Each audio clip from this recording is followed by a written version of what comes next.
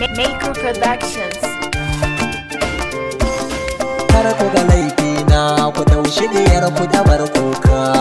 So yayi mata illa a zuciya ba fata wasa ba ku gane.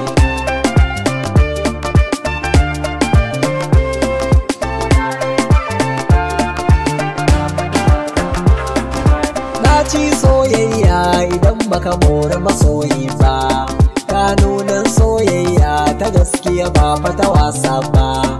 In dai aka zage ni a gabanta ba za ta ji daɗi ba. Da akwai wasu yayyanta ba a san su ta nunan kauna ba. Sanadin haka sun bata har kawo yau ba su shirya ba. Ta ɗauka magauta ne shi yasa ba ta yi musu kara ba ku gane. Ranar da na fara ganin ta ce ta dade fa tana sona. Ran da na je wasa garin su ta fara tunanina. Ta ji so ya kama ta sa sharan ta yake kwana.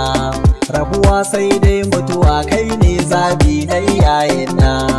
Dan niyar auta ce a gida ba san kokana. Komai na fada a gida ba mai iya sauya muradaina ka gane. Ji wata babbar magana har ta sa kai na yi tsawa. Na ce mata ta yi haƙuri rayuwa ba ne mata gaggawa. Shekarar bai ne aure kuma ba ni da halin ƙarawa. Ga Sadiq ɗan da na haifa kullum shi ke neman kewa. Ga Amina mata ta bar fahari kuma san kowa. Na ce zan aure ta akasin haka ban mata daidai ba ku gane.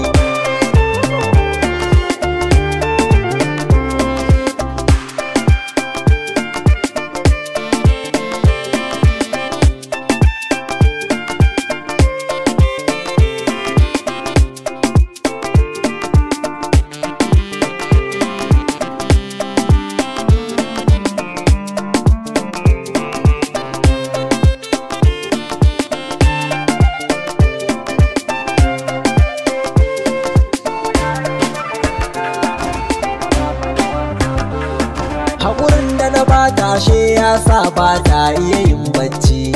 Mamarta ta kira ni muka zauna babu muna barci. Maganar aure babu ko da za su yi mini sassauci.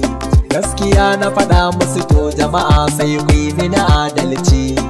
Masoya na da yawa kuma ba na musu laganci.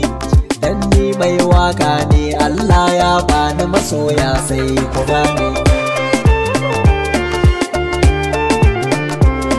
Da zan biya soyayyar da suke nuna mini yan mata.